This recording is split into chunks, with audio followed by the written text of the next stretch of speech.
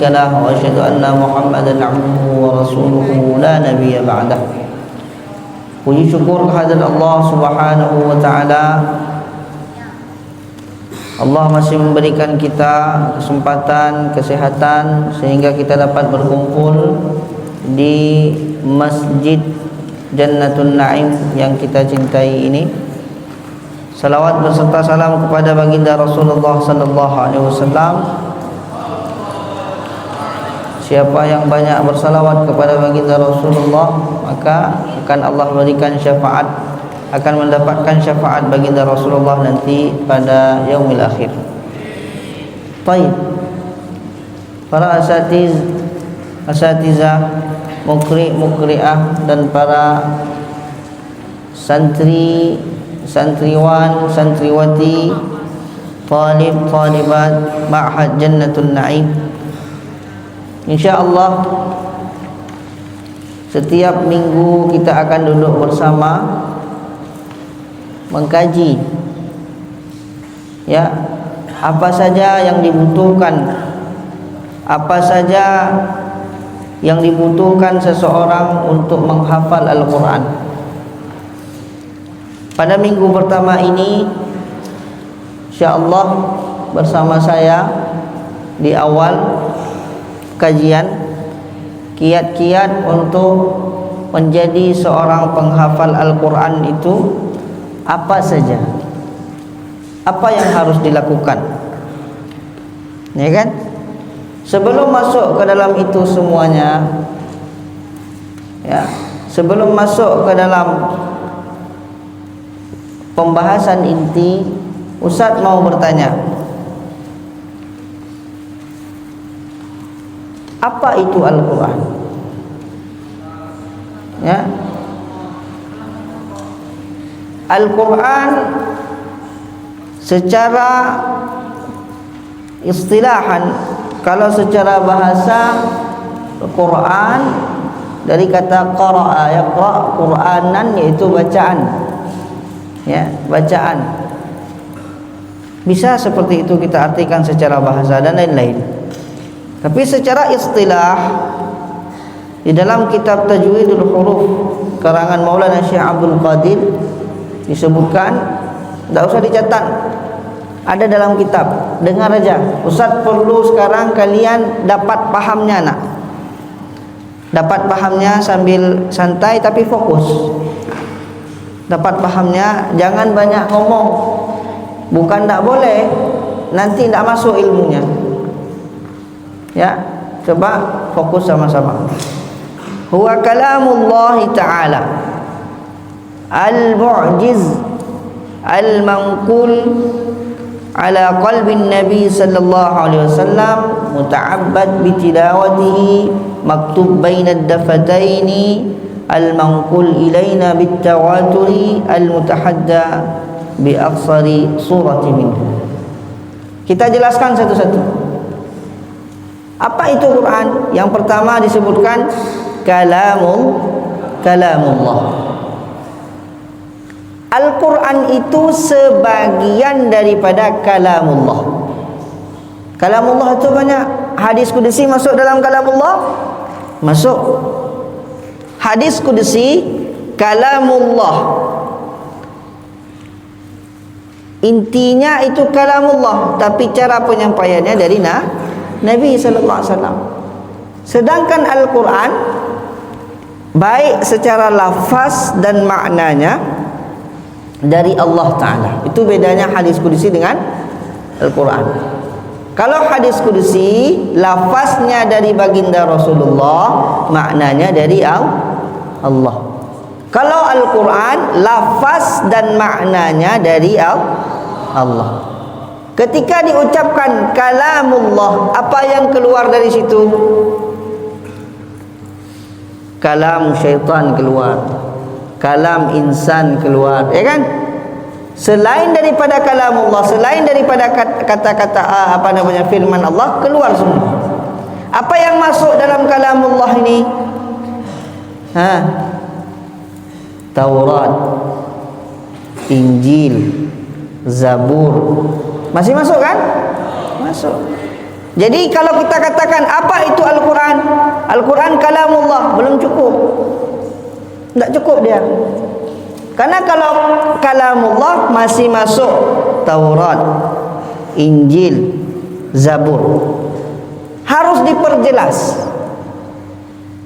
Harus diperjelas. Kalamullah al-mu'jiz. Al-mu'jiz. Kalamullah al-mu'jiz. Apa itu mu'jiz? Al-mu'jizah kullu amrin, segala sesuatu. Kalau nanti dia tanya apa mukjizat itu? Segala sesuatu, kullu amrin khariqin lil 'adah. Segala sesuatu khariqin lil 'adah, keluar dari kebiasaan manusia. Khariqin lil 'adah. Ya. Yuzhiruhu Allah Ta'ala ala yadin mudda'in nubuwah, yang diberikan oleh Allah Ta'ala, dinampakkan oleh Allah Ta'ala kepada para nabi. Segala sesuatu yang keluar dari kebiasaan manusia diberikan, dinampakkan oleh Allah Ta'ala kepada para anbiya. Untuk apa? Inda tahaddi al-munkirina lah. Apa fungsinya? Dinampakkan oleh Allah itu sesuatu yang luar biasa untuk menentang atau membantah atau mematahkan lawan atau orang-orang yang mengingkari agama Allah. Jadi mukjizat, contoh mukjizat ni apa? Contoh mukjizatnya Nabi Ibrahim alaihissalam ketika dilemparkan ke dalam api, yang disebutkan di situ qul ya naru kuni bardan wa salaman ala Ibrahim. Maka dinginlah api itu dan keselamatan atas Nabi Ibrahim. Kebiasaannya api itu dingin atau panas? Tapi pada satu hari api itu bisa dingin untuk menyelamatkan Nabi Ibrahim karena kuasa Allah, karena izin Allah. Itu yang disebut dengan mukjizat. Al-Quran ini mukjizat Nabi, ya. Apa bedanya mukjizat Al-Quran ini dengan mukjizat yang lain? Ini jangan nanti penghafal Quran Ma'had Jannatul Na'im Halaqah Syekh Abdul Qadir ditanya apa mukjizat Al-Quran, bedanya dengan mukjizat yang lain para nabi, tak tahu. Mukjizat Al-Quran aqliyun. Mukjizat Al-Quran aqliyun. Mukjizat yang para nabi-nabi yang lain hissiyun. Apa bedanya? Aqliyun, mukjizat yang ditangkap oleh akal sehat. Hissiyun, mukjizat yang kasat mata. Contoh, tongkat Nabi Musa. Itu sesuatu yang nampak apa enggak? Nampak. Terbatas waktunya, terbatas apa enggak? Terbatas. Untuk kaum itu saja. Ya kan? Kalau tidak diceritakan di dalam Al-Quran, ada lagi tongkat Nabi Musa tersebut? Hendak. Al-Quran semakin dipahami oleh akal yang sehat menurut ilmu dan kaedah yang benar, semakin dalam maknanya, semakin tidak ada tahu kita titik batas di dalamnya. Berbagai macam ilmu di dalam, mungkin di dalam satu kata saja. Contoh, wattini wazzaitun. Wattini, kalau dari sudut pandang kedokteran nanti akan dikajinya tentang buah tin. Kalau dalam sudut pandang sejarah kenabian, ini menunjukkan tentang cerita Nabi Adam alaihissalam. Kalau tentang nanti kata-kata dalam Quran, kata-kata menunjukkan sumpah Allah Ta'ala, bermakna segala sesuatu sumpah Allah Ta'ala itu sesuatu yang berharga. Dalam kata watin saja dikaji tidak habis-habis. Itu mukjizat Nabi sallallahu alaihi wasallam akliyun. Mukjizat nabi-nabi yang lain hissiyun. Hissiyun itu kasat mata, akliyun itu fikrah, petunjuk langsung. Dan selama ada orang masih mau mentadabburi Quran, selama itu nampak mukjizatnya. Selama tidak ada lagi yang mengkaji Al-Quran, apakah mukjizatnya hilang? Tidak. Tapi orang yang tidak paham, maka Allah akan berikan kepada orang yang paham, orang yang mau paham. Nah, ini menuju kenapa mesti dihafal Quran. Simak baik-baik. Yang saya sampaikan ini, kalian simak baik-baik, dengarkan, pahami, terbuka nanti sikit-sikit. Nah, Al-munazzal ala qalbi Nabi sallallahu alaihi wasallam. Al-Quran itu diturunkan langsung ke hatinya Rasulullah. Tidak Al-Quran itu diturunkan Rasulullah hafal begitu lalu tidak, ke hatinya Rasulullah sallallahu alaihi wasallam. Bermakna ketika kita tahu Al-Quran itu kalamullah, ketika kita tahu Al-Quran itu mukjizat, kita tahu sekarang Al-Quran itu diturunkan ke dalam hatinya Rasulullah. Berarti poin pertama, penghafal Al-Quran harus bersih hatinya. Penghafal Al-Quran harus bersih hatinya dan sungguh-sungguh membersihkan hatinya. Tekad bulat, itu poin pertama. Penghafal Al-Quran itu apa kiat pertamanya? Bersih hatinya dan sungguh ingin mau menghafal. Kenapa? Karena Al-Quran duduknya di hati. Orang yang bisa menghafal Quran bukan karena kecerdasan. Berapa banyak orang yang cerdas tapi tidak hafal Quran. Menghafal Al-Quran itu, kata Maulana Syekh Abdul Qadir, taufik dari Allah Ta'ala. Bersihkan hati. Yang kedua poinnya apa? Minta taufik daripada Allah. Karena bukan kekuatan otak kita, bukan kekuatan kecerdasan kita, tapi murni menghafal Quran itu taufik dari Allah. Al-munazzal ala qalbi Nabi sallallahu alaihi wasallam, al-muta'abbad bitilawatihi. Muta'abbad bitilawatihi. Apa itu Quran? Bacaan yang dapat pahala ketika membacanya. Tidak ada bacaan lain selain Quran yang kalau kita baca pada huruf itu dapat pahala. Berarti kiat yang ketiga, menghafal Al-Quran itu yang harus kita sadari. Kenapa kita harus hafal? Karena membacanya saja ibadah. Apalagi kalau dihafal, maka banyak sekali tidak terhingga pahalanya. Jadi ini motivasi yang ketiga. Kiat-kiat yang ketiga, sadar bahwasanya pahala menghafal Al-Quran itu sangat besar.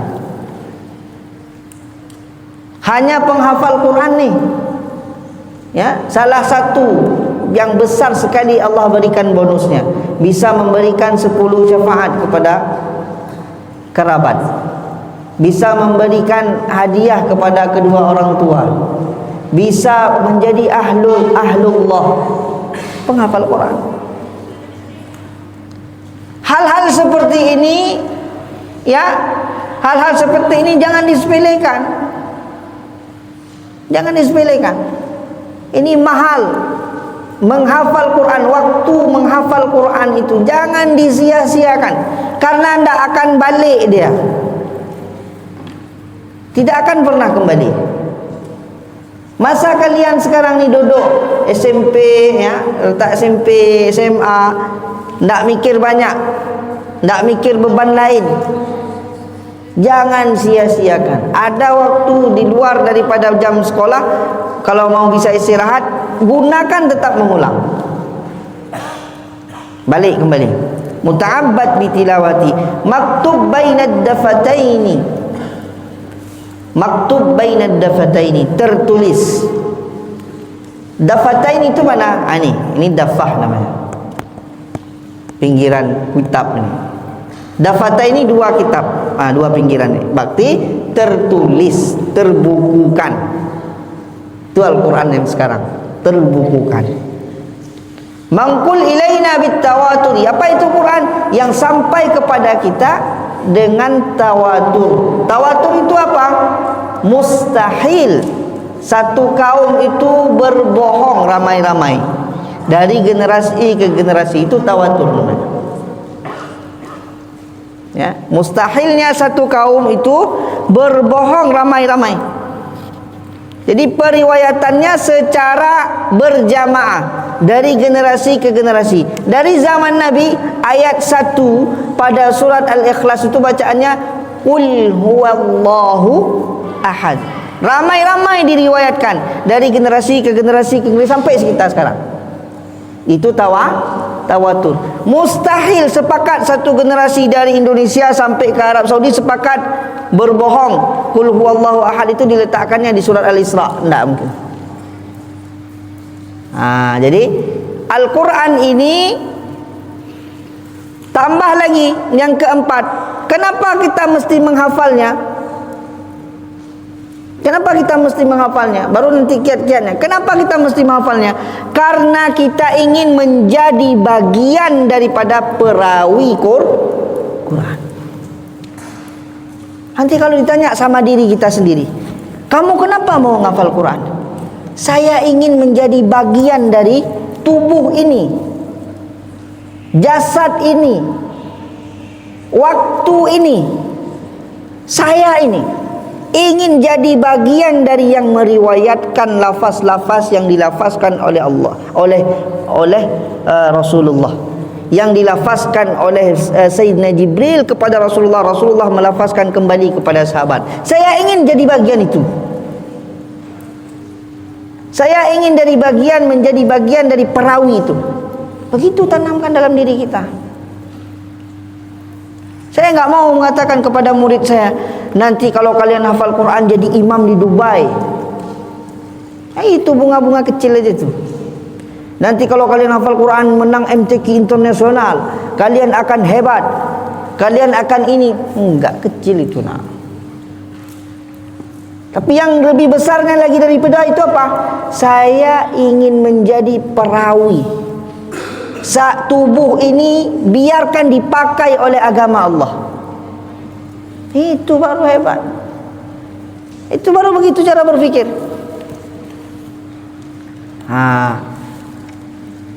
Ya. Mangkul ilaina bitawaturi al-mutahadda bi aqsari surati minhu. Apa itu Quran? Mutahadda bi aqsari surati minhu. Ya, menjadi penentang ataupun ya menantang orang-orang yang tidak percaya kepada Quran. Menantang orang-orang yang tidak percaya kepada Quran. Itu fungsi Quran salah satunya. Bukan untuk kita, tapi untuk orang kafir, orang yang tidak percaya sama Quran. Datangkan semesti Quran ini, seperti Quran ini. Coba,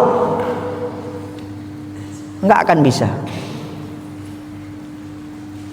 Coba bayangkan cerita Nabi Yusuf alaihissalam itu dari kecil sampai tua, sampai meninggal, diceritakan secara lengkap sekali, ndak lebih dari setengah juz.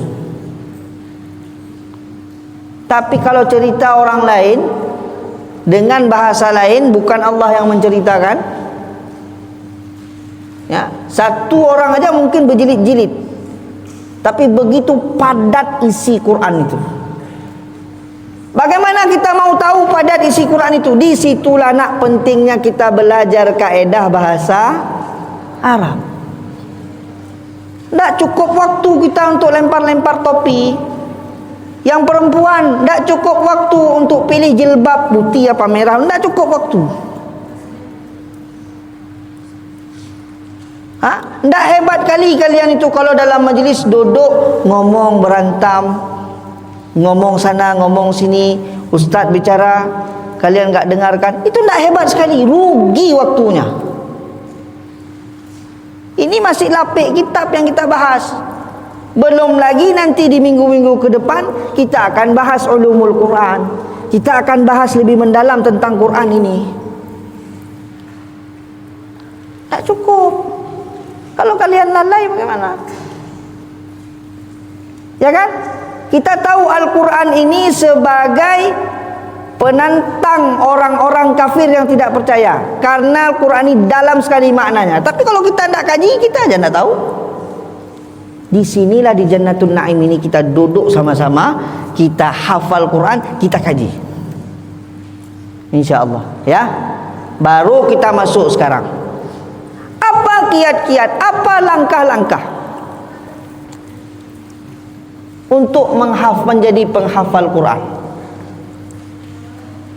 Dikatakan oleh Maulana Syekh Abdul Qadir ketika kami masuk ke markas Halaqah Syekh Abdul Qadir, pertama sekali ada 2 syarat saja kata beliau. Kalau kamu mau jadi penghafal Quran, syaratnya 2. Tak panjang-panjang, 2 aja. Yang pertama, iltizam. Mau menjadi penghafal Quran, yang pertama syaratnya iltizam. Yang kedua, adab. 2 aja. Ini baru saya syarah. Iltizam yang pertama, yang kedua adab. Iltizam. Apa makna iltizam itu? Terus menerus, istiqamah. Terus menerus dan istiqamah. Itu dia, multazim. Multazim. Terus menerus, tidak boleh melenceng sedikit pun. Iltizam ini bermuara daripada hadis Nabi, khairul a'mal adwamuha wa in qallat. Sebaik-baik amalan itu yang terus menerus walaupun sedikit. Kita jelaskan iltizam ini. Iltizam yang pertama sekali masuk kepada iltizam waktu. Istiqamah waktu. Para penghafal Quran, kalau tidak jadualnya itu tersusun rapi dan dia jaga jadwalnya, tidak akan jadi hafalannya. Tidak akan jadi. Hari ini semangat waktu siap asar, besok pagi enggak jadi. Besok paginya semangat siap maghrib, enggak jadi itu. Fokus sama waktu yang sudah disepakati. Baik waktu setoran ataupun waktu murajaah ataupun waktu mengambil hafalan. Iltizam sama waktu. Saya teringat kami itu dulu setoran sama Syekh Abdul Qadir. Saya datang dari Matariyah. Dari Matariyah ke Husain itu 45 ataupun 40 menit naik metro, naik kereta. Kalau sekarang MRT, mau bawah tanah. Kalau di Jakarta, nah itu 45 menit, 9 atau 10 gerbong nggak salah saya. Kalau saya perginya jam 7, berdesak sekali orang Mesir. Nanti sampainya ke sana jam 8 pas-pasan, tapi nggak dapat karena berdesak, payah masuk. Akhirnya ini masalah iltizam waktu nih. Akhirnya saya keluar jam berapa? Jam 5 pagi. setelah percis siap salat subuh. Makan paginya bagaimana? Kalau ada nasi malam tersisa digempal tu gempal. Makan begitu saja, minum, pergi keluar. Ataupun beli namanya fino. Fino tu roti, Ustaz Yusran ketawa fino. Makanan orang Mesir. Roti panjang. Makan aja. Beli roti tu di jalan, duduk sebentar makan, pergi. Terbuka siap subuh dia. Ustaz Abdul Rahman dulu tinggal di Mataria. 45 menit dari markas Syekh Abdul Qadir. Nanti yang tamat-tamat ke sini kalau ke Mesir, sekarang Ustaz Ihsan di Mesir. Pernah kan Ustaz Ihsan sini kan? Itu sekarang di Mesir, udah di halaqah Syekh Abdul Qadir, restoran sama Syekh. Ambil qiraat. Anak-anakku sekalian semuanya, mudah-mudahan kalian juga ke sana. Bukan Mesir saja, ada Maroko, ada Saudi, ada Madinah, ya kan? Ada yang lain-lain lagi. Mau ke Malaysia juga boleh. Ya. Ada juga lain-lain. Nah, baik, balik kita. Saya susun waktunya karena pesan saya tadi iltizam, harus sesuai dengan garisnya. Waktu dulu pertama. Keluar jam 5 sampai ke sana jam 6, buka markas jam 8. 2 jam itu di mana saya tunggu? Saya masuk ke Masjid Al-Azhar. Duduk di Masjid Azhar dari jam 6 itu sampai jam 8. Masa itu Masjid Azhar belum ditutup. Rupanya di dalam Masjid Azhar di masa-masa seperti itu, para guru-guru semuanya, imam-imam besar masjid-masjid itu bertalaki juga. Padahal itu imam-imam dah imam Azhar itu. Udah kalau salat tarawihnya dah ke mana-mana. Udah jadi syekh-syekh besar. Bahkan Syekh Jamal Faruq ketika itu bertalaki sama satu orang. Namanya Syekh Abdul Hakim rahimahullah. Beliau adalah guru besarnya qiraat untuk Mesir secara umum. Kalau udah Mesir berarti secara dunia. Sudah sepuh. Duduk. Masyayikh semua, guru-guru besar semua duduk. Setoran Quran. Masih setoran Quran, padahal sudah profesor, sudah jadi guru besar. Saya nengok itu, ya Allah, ini guru-guru saya di kelas ini masih duduk. Kenapa? Apa yang mereka cari lagi? Apakah membenarkan dhad? Akan membenarkan sad? Enggak. Apa yang mereka jaga? Iltizam, istiqamah. Itu yang mereka jaga. Ini bukan cerita sembarang. Saya dengan mata kepala saya sendiri saya tengok. Ya Allah. Dan guru tersebut sudah sepuh betul. Saya masa itu masih kelas 1 di Azhar. Sepuh betul. Syekh Abdul Hakim rahimahullah. Duduk beliau. Simak masih. Udah tua kali, tapi tetap istiqamah sama belajar dan mengajarkan. Iltizam. Waktunya juga seperti itu. Di jam seperti itu. Lalu saya masuk, pas jam 8 saya masuk ke Syekh pas jam 8 masuk. Masa itu Syekh masih kuat sekali. Masuk jam 8, saya simaan sama Syekh sebentar, langsung masuk kuliah. Sekolah dapat, kuliah dapat, setoran dapat, ya kan? Sorenya kalau ada kosong waktu, saya ke KMA Mesir berorganisasi, dah dapat bergabung sama organisasi orang Aceh, bergabung sama organisasi ini, dapat. Kenapa? Di Mesir itu 3 hal yang penting sekali. 3 hal itu penting, nggak bisa dipisahkan itu. Kuliah, talaki, dengan berorganisasi. Kalau enggak tahu sosial susah juga. Nah, ini pengalaman di Mesir. Iltizam sama waktu. Disiplin sama waktu. Itu yang pertama sekali poin. Kalau kalian mau sampai pada satu titik pencapaian, kalau tidak iltizam enggak akan sampai. Itu poin yang pertama, iltizam sama waktu. Iltizam fokus juga sama apa? Sama titik keilmuan. Jangan sekali ambil ilmu ini, sebelum belum berhenti sudah ambil ilmu lain. lagi ngafal juz 1 karena nggak lancar, aduh, nampaknya saya bukan penghafal Quran, suka ke bahasa, udah ke bahasa, aduh susah bahasa, udah, enggak begitu. Satu-satu, mutqinkan satu-satu. Begitu juga dalam menghafal, mutqinkan satu-satu, juz 1 dulu. Apa bedanya juz 1 sama juz 3? Apa hebat kali kalau sudah juz 25? Enggak. Apa bedanya Qul huwallahu ahad dengan wa ilahukum ilahu wahid? Sama-sama ayat Allah.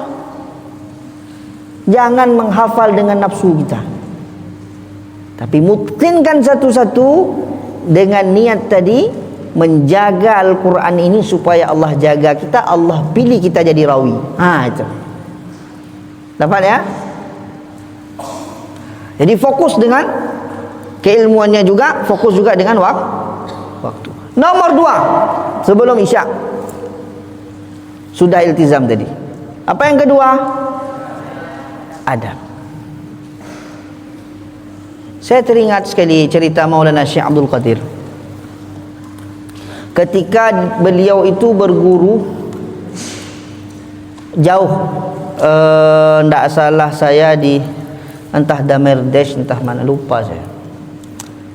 Jauh daerah, di satu daerah di Mesir juga. Gurunya ini masyhur, banyak tamunya. Banyak tamunya. Beliau datang dari pagi. Pas ditengoknya gurunya itu banyak tamu, di khidmatnya gurunya nih. Ini Syekh Abdul Qadir cerita sama saya langsung. Khidmatnya gurunya itu. Sudah ada khidmatnya gurunya. Rupanya khidmatnya bukan sejam 2 jam, tamunya banyak hari itu. Sampai maghrib. Dari pagi. Padahal tujuan dasar beliau datang bukan untuk itu, tujuannya untuk store hafalan.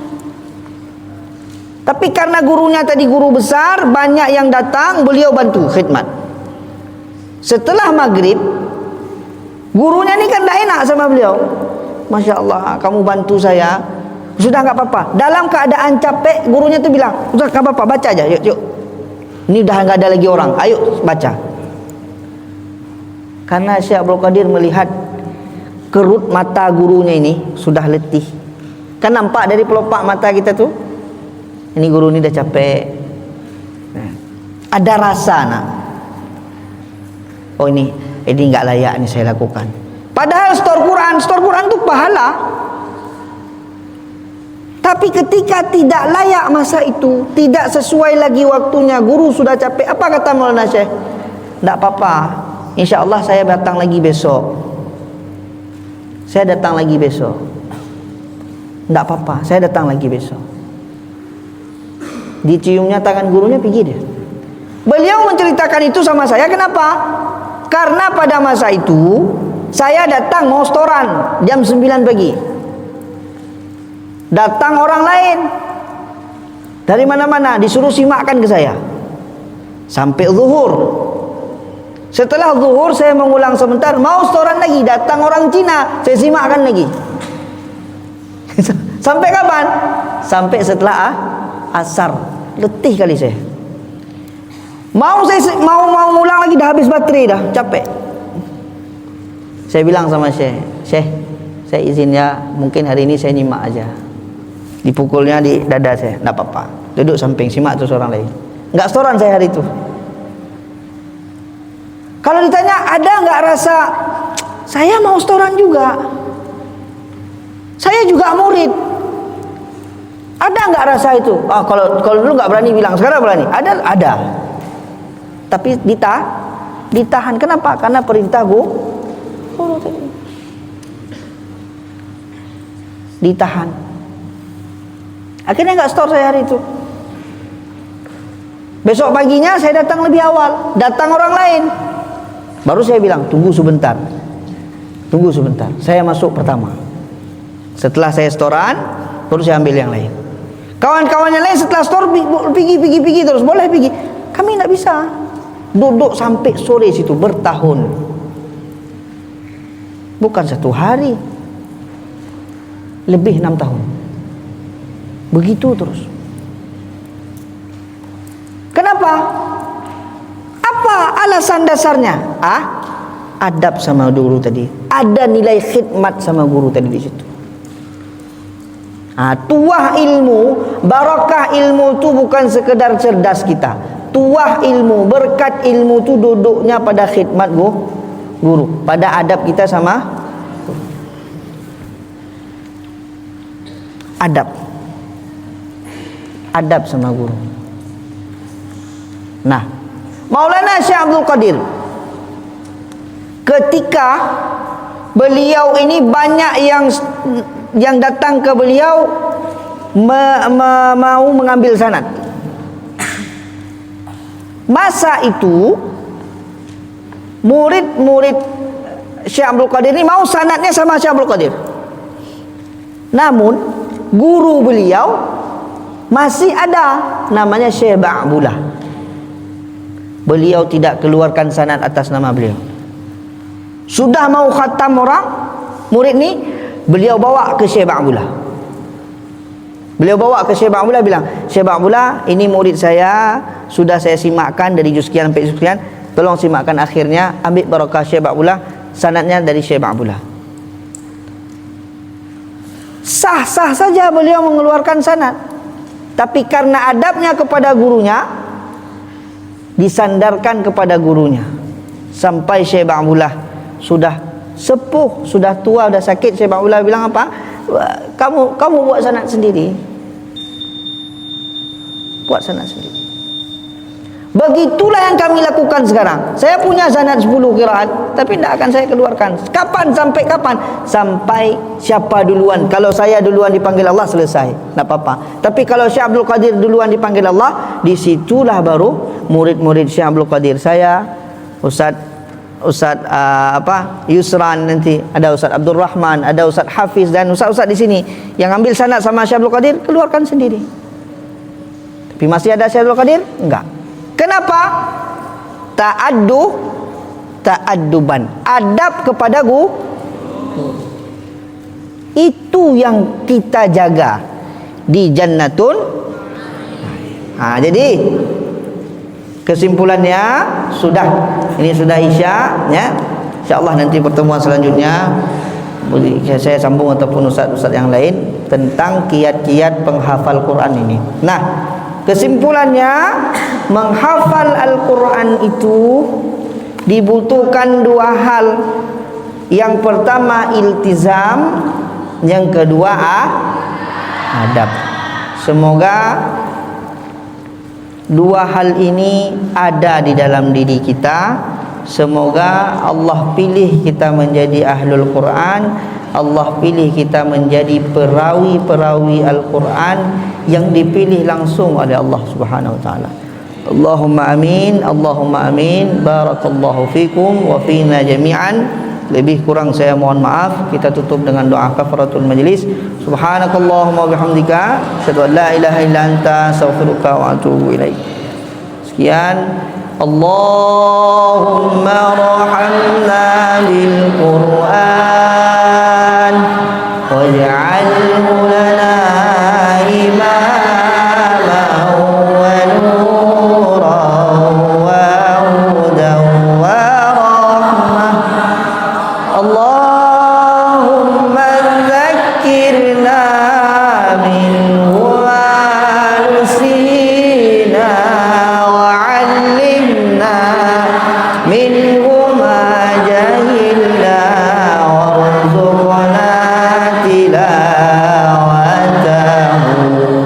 ana al-laili wa atrafan nahar waj'alhu lana hujjatan ya rabbal alamin. Allahumma. Sekian, assalamualaikum warahmatullahi wabarakatuh.